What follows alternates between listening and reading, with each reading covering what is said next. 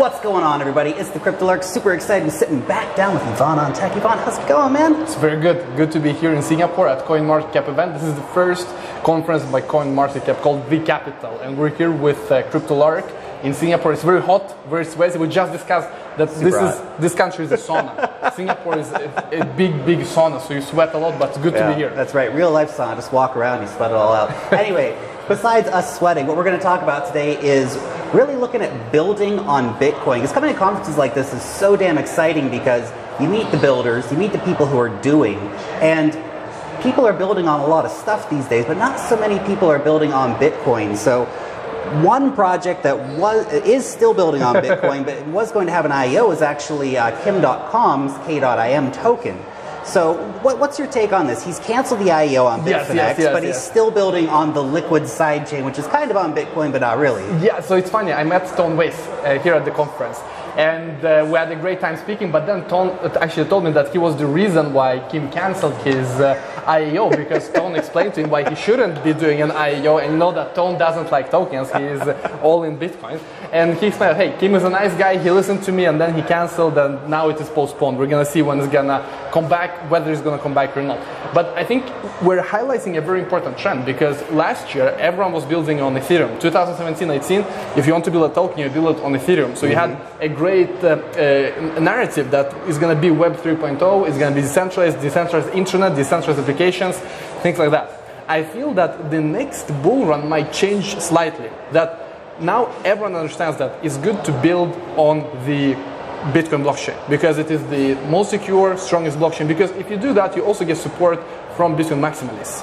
Yes. Because obviously it's good if people build on top of Bitcoin, because then you don't need Ethereum, you don't need other things, and it is perfectly playing in their narrative. So that might create the next big push for altcoins, which is a bit funny because it will be, in my view, built on Liquid or on Bitcoin in some other way. But Liquid is the easiest way right now, and it is the sidechain by Blockstream, which is federated, and really, in order to be part of that blockchain, to be within it, you have to pay to Blockstream.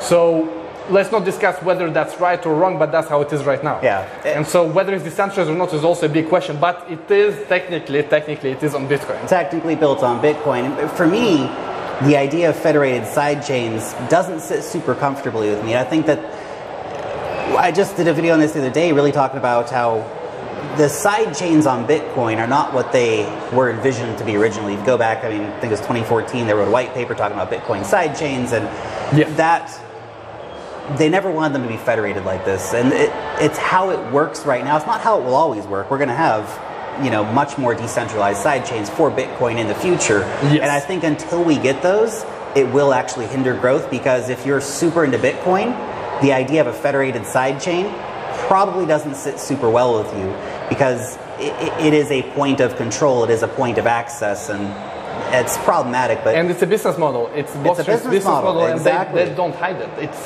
their business model is to develop sidechains and ecosystem around Bitcoin. Yeah. And so that is true. At the same time, it also depends on the use case. So the way they are portraying Liquid is that, hey, you can just use a normal exchange and then you are trusting that exchange only. With Liquid, you're trusting the top 20 exchanges. Yep. So it is in one way more decentralized. But if you compare it to just having Bitcoin as it is, then it is of course less decentralized. So they are trying to put it into a context, but yes, it is not a decentralized, permissionless, free infrastructure. But I think one thing is for sure, that there will always be new altcoins. People will always try to find the new Bitcoin, the next Bitcoin, and there will always be people offering that, because people want to make money fast, and when they see people trying to get rich, they can offer that opportunity and sell this vision. It doesn't mean that it will come true, but that is unfortunately how greed works. Yeah. And most people are not in crypto. So keeping that in mind, and the fact that we need a new narrative for these altcoins, they need to tell a different story now. They might turn to Liquid and Bitcoin, in my view, in the next bull run. And I think there's an important thing here too, is that we're talking about decentralization in levels, right? And this is one thing I keep harping on about, but I still don't think enough people get it, is that decentralization is not a black and white issue. Yeah. If we're talking about Liquid, for example, am I going to send a $10 million transaction across Liquid?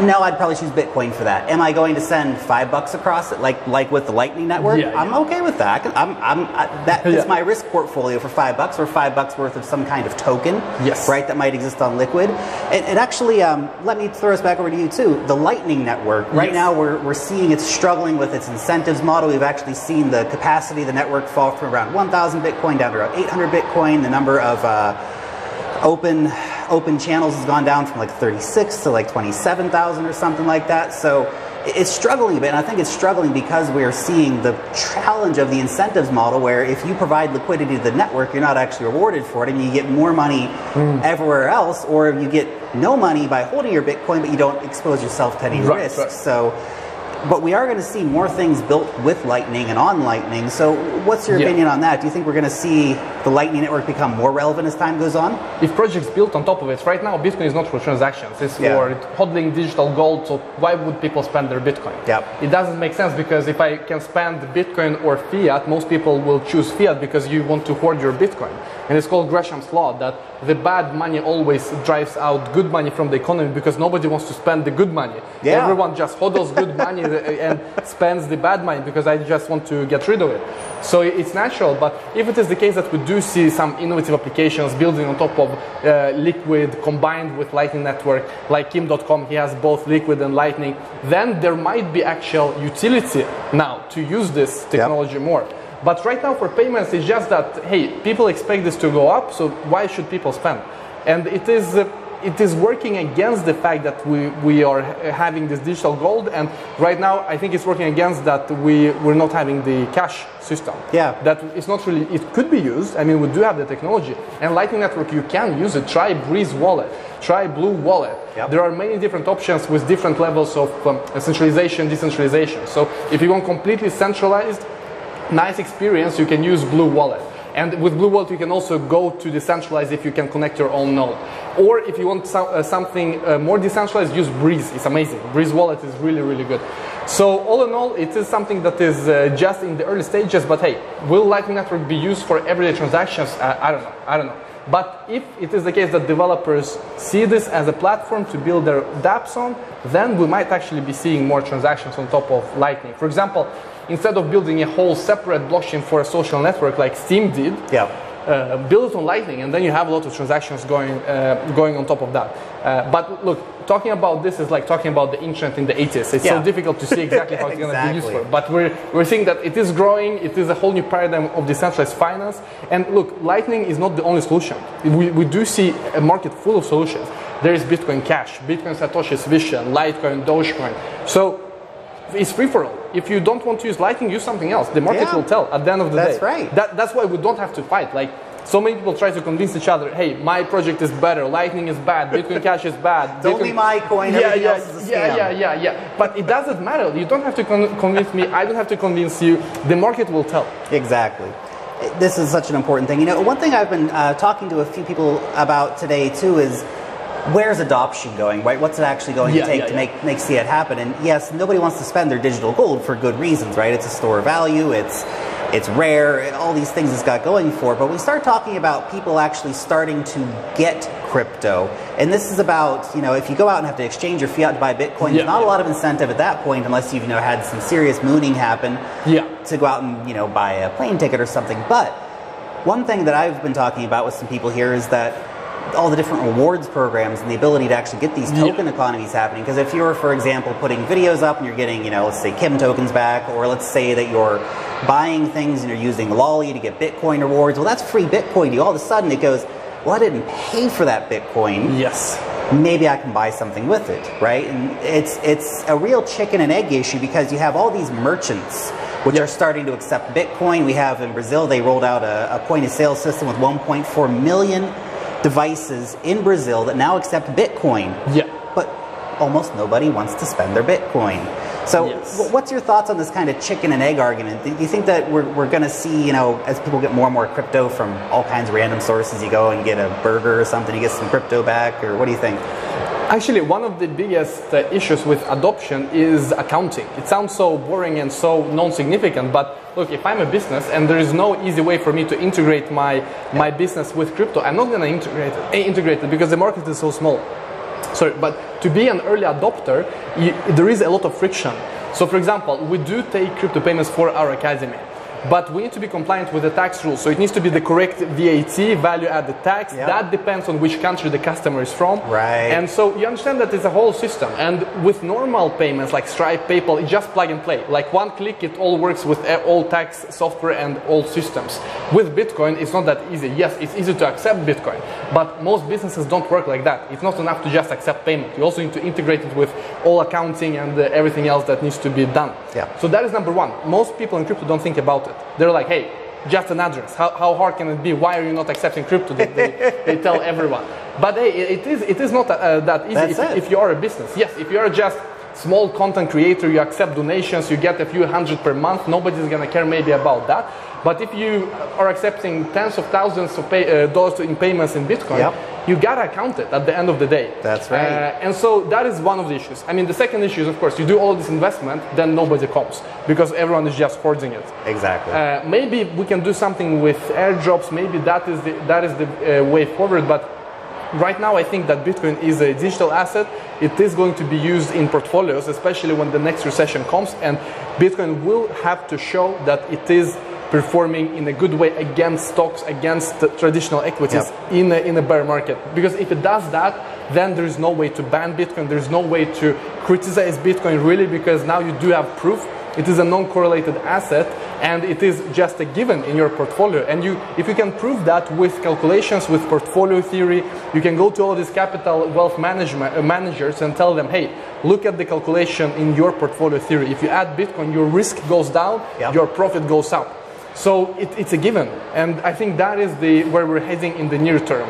But I also hear the Bitcoin Cash, Bitcoin SV camp as well. It wasn't like that in the beginning. From the beginning, it was transactions. And now we do see Bitcoin Cash, Bitcoin SV really pushing towards that. And it's very interesting to see how they will succeed. I think they might succeed. I wish them all the best. But the attention is not on that right now. Yeah. Most people are not really into having Bitcoin Cash or Bitcoin SV. When you Google Bitcoin and you Google Bitcoin price, you get the price of Bitcoin, that's not right, Bitcoin Cash or Bitcoin SV. That's right. So it's an open market right now. Most attention is on digital gold, new asset class from a macro perspective, and that's where Bitcoin fits best, I think. Absolutely. And the final point I want to talk about here is looking at bakkt, and I think that actually fits into what you were just saying. We see that bakkt volume is starting to pick up significantly, yes, and we all know it was a very disappointing launch, but at the same time, I think there was a lot of expectation. We weren't in a 2017 bull run like situation when the CME and the CBOE launched. It was at the height of cryptomania. Yes. Now there's interest in cryptocurrencies, but it's not that insane euphoria like it was. Yeah. And actually, by the time bakkt launched, it was kind of a cool down period already from the earlier run that we'd had this year. Yes. And so now we see bakkt picking up, though. So do you think that's a good sign that institutional level investors are really taking that higher level of interest? I think so. I think it's good. Most people, not most people, but many people think that it is a bad thing.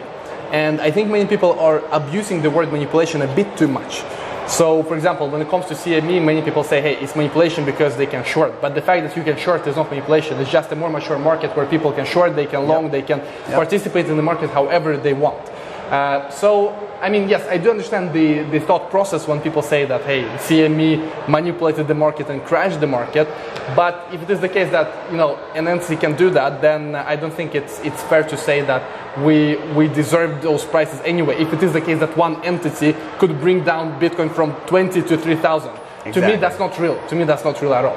And so when it comes to bakkt, I think it's a similar situation. That now we do have an even more efficient and mature market because you do see so many different players being able to participate in different ways. Whether it's CME, whether it's bakkt, whether you want to go short, whether you want to go long, whether you want to use futures or options. I mean, there are all of these instruments now coming out. And all in all, it makes the market more efficient. Because previously, when you could not short Bitcoin, you understand that there was no short squeezing, there was no down pressure on the price. If we mooned a lot, we just continued mooning because nobody was short selling. That's right. And that's not how a mature market works, because in a mature market you can always go long or short. And so obviously when people go short, then you create the price pressure down. That's it. The same happens, of course, when the price collapses. Then people join and they start going long, and then we go up again. So there is this natural market forces that make us avoid this crazy volatility up and down. So all in all, I think BAKT is very interesting, and especially now that it is coming up and the volume is increasing. Many people weren't too patient. BAKT launched, we did see a few days of basically zero volume, and everyone said, hey, look at this, this is a disaster. It failed. But hey, all the people who have never started a business and never done anything big like that are the ones who are saying that. Everyone else kind of like, give it time. Yeah, it launched on a Sunday. So and then it took a few weeks, but now we do see volumes picking up. I think we did see record volume this Friday. Yep. And I think it will just continue going up, to be honest, especially the closer we come to a global recession, which is, nobody really knows when it's going to happen, but many people speak about that's going to happen soon. Maybe that means that it's not going to happen soon, because usually most people are wrong. Who knows? Who knows? The clock is ticking, though. The clock is ticking, correct. Yep, you're completely right. That's the scary thing, is you never quite know when it's coming, but you look at all the big picture of all the dysfunction going on. It's, It's a matter of when, not if, sadly. But, you know, Bitcoin, I think, will really shine in that moment. We've seen Bitcoin already carrying some real weight for people in places like Argentina and stuff like that, and Lebanon, where people are getting cut off from financial access. But we're going much bigger than just helping, you know, the absolute basket case scenarios of people to, you know, hitting that massive adoption level. Anyway, guys, that is the end of this chat. Now, this is actually just the half of a bigger conversation, so go over to Yvonne's channel. You can check out the second half of this conversation over there. So thank you guys so much for watching. Long live the blockchain. Thanks so much. Thanks so much. Peace out till next time.